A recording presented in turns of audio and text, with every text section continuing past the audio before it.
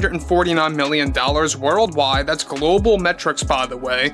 And whether or not newly released films are going to cut into those box office metrics, that's really up for discussion right now.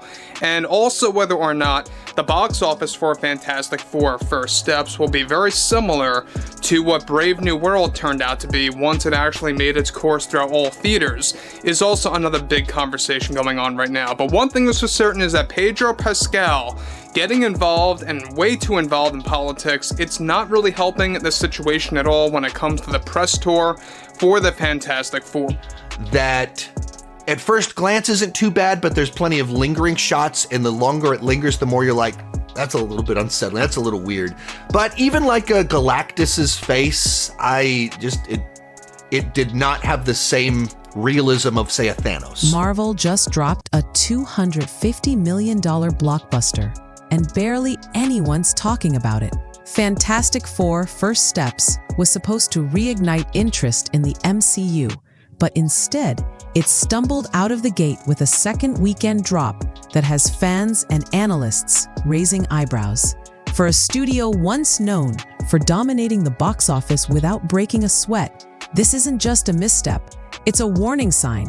Sure, a 60% second weekend drop might seem normal on paper. It's happened before with other Marvel films. But here's the problem. Those older films opened big. When a movie starts strong, a steep drop is manageable. But when your launch is lukewarm and you still fall off a cliff by week 2, that's a disaster in disguise. But like I said, overall the movie looks really cool, but there are a few things where you're like, considering how great all this other stuff looks, you couldn't get a baby, right? Other one that bugged me a little bit about the film is that there's a lot of plot armor thrown around in the film. Not even necessarily, I mean, sometimes it's for the characters, but a lot of it's just for plot element. This isn't just about one film underperforming. It's about the fading power of a once invincible brand. Marvel used to sell out theaters just by flashing its logo. Now, even with decent reviews and a stacked cast, the studio's latest release can't get fans into seats. That are just really beginning to actually have a lot of Marvel fatigue and Pedro Pascal fatigue. That is very much real. And like I said earlier, his politics, his overall view on activism, it is not helping at all in the least when it comes down to Marvel and Disney. And the fact that Marvel and Disney allows him to go on that train wreck of viewing, of course, or spewing his politics into the public eye, it goes to show you that they really don't care at all. That's more than a bad weekend. That's a shift in the culture. And when you look closer at the numbers, the strategy, the strange creative choices, it becomes clear. Fantastic Four: First Steps is more than a box office disappointment. It's a sign that something much bigger is breaking down behind the scenes. And what's coming next might be even worse. A 61% drop in its second weekend might not seem like a death sentence, after all. Marvel movies have seen similar declines before. But here's the catch. Fantastic Four: First Steps didn't open with strength. It launched with soft numbers and then plummeted fast. That combination, it's brutal. Marvel used to absorb these kinds of drops because their openings were massive. Even if they lost half the audience by week 2, the early hype kept the film profitable. Now, Disney CEO Bob Iger, he's been going through a ton of backlash internally over at the Disney company and exactly what's been going on over there between himself and everyone else on board, right? The board of directors, the executives, and everyone else in between that run Disney Plus, that run the Walt Disney Company entirely. But now, there's no cushion to fall back on. This drop isn't just about attendance, it's about confidence.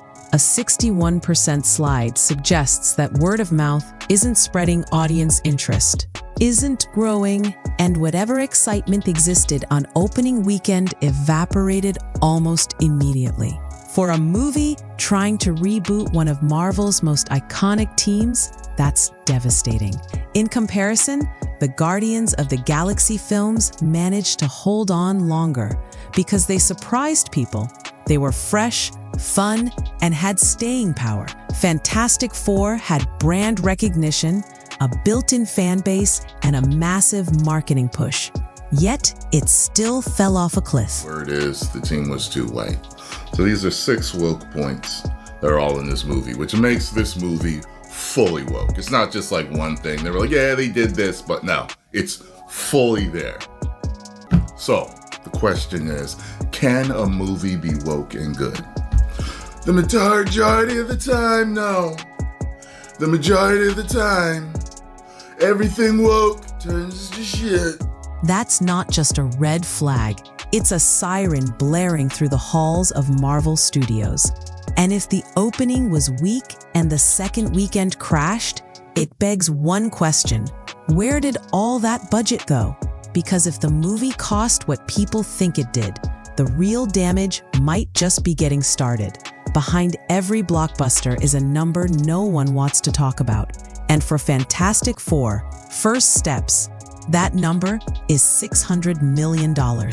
That's the estimated break-even point when you factor in its production budget, marketing, and distribution costs. Reports suggest the film cost around $200 million to make, with at least another $100 million spent on global promotion.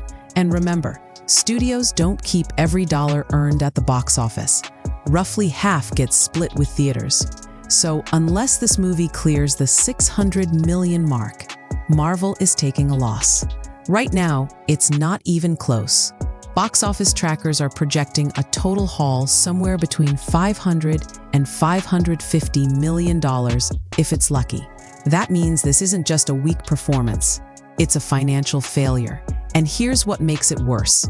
Marvel's silence. Where Bob Iger is now having issues with Pedro Pascal. Just days ago, they already punished Pascal by reducing his press tour appearances and urging him to stop and cut it out with his politics. However, now Bob Iger took action against Pedro in the most unexpected way possible, where he canceled an entire featurette for Fantastic Four that was filmed, focusing strictly on Pedro as Reed Richards. The studio hasn't confirmed the official budget, which is never a good sign. When they're confident, they talk. When they're not, they hide the numbers. Even if the costs were somehow lower, which some rumors suggest due to scaled-down VFX or tighter production methods, it still wouldn't excuse the lackluster return. This is Marvel, after all, the same studio that used to turn every release into a billion-dollar event. If a Fantastic Four reboot can't turn a profit, it sends a clear message. Something's broken in the machine. And the question now becomes, what are they even paying for? Because for this kind of budget, the results just don't add up.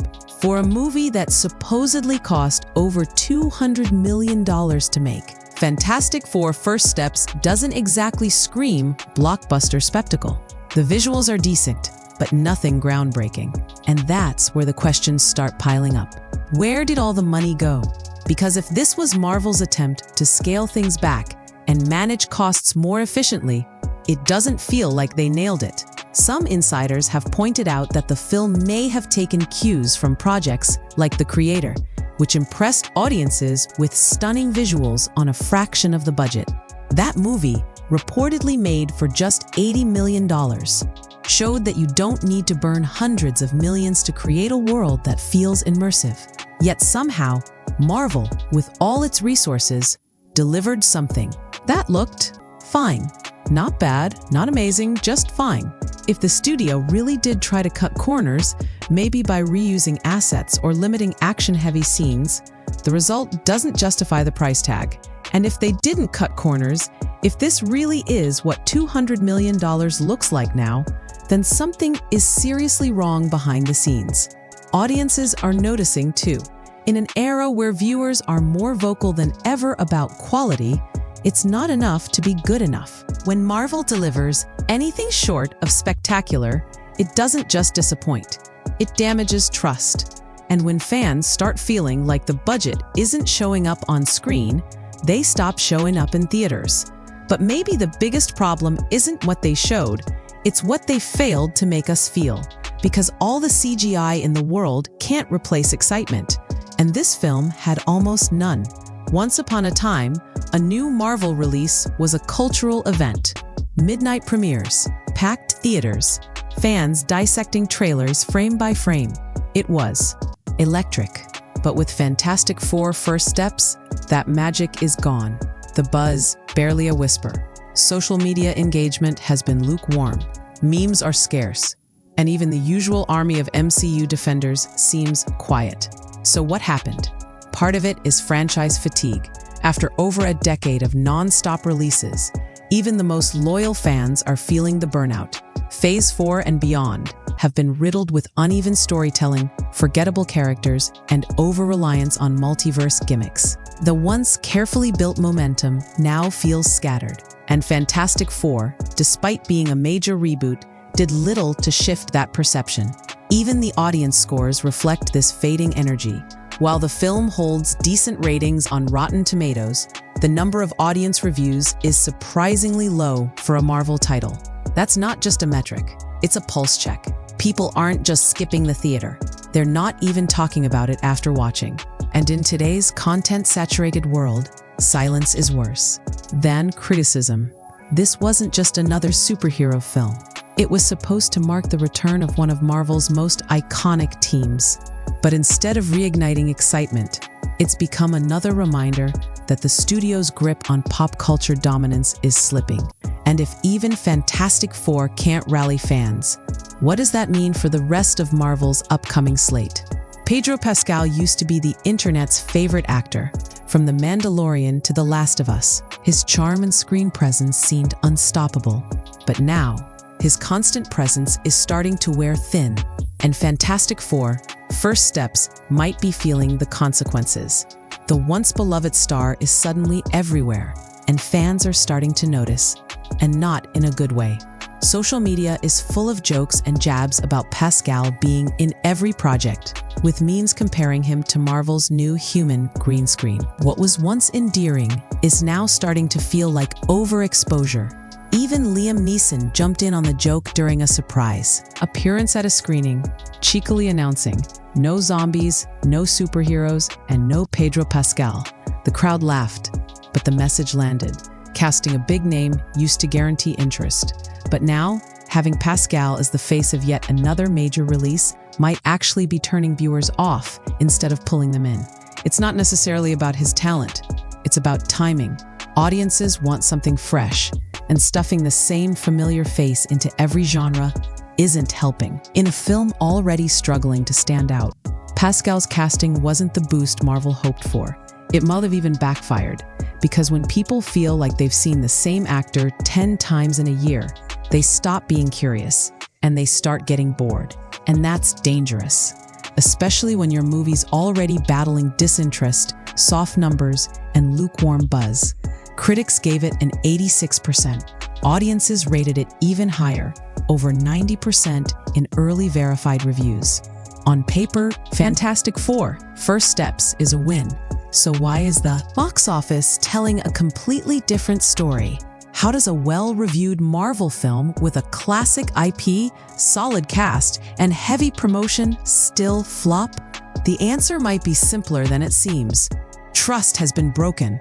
In recent years, the gap between review scores and audience enthusiasm has widened.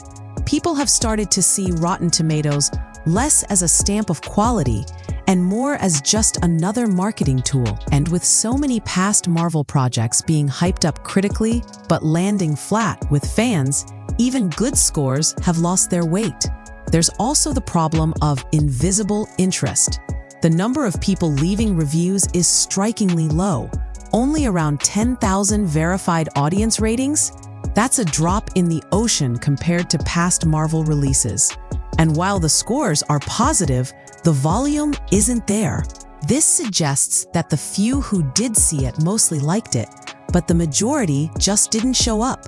In short, Fantastic Four may be good, but in today's oversaturated landscape, good isn't enough. It has to be must-see, and this film never earned that status. No viral moments, no breakout scenes, no cultural pull. So while Rotten Tomatoes is handing out fresh tomatoes, the box office is sending a clearer message. People just didn't care enough to buy a ticket. And when that happens, even with high scores, it points to a deeper problem. some fans are trying to stay optimistic, saying Marvel just needs to start over.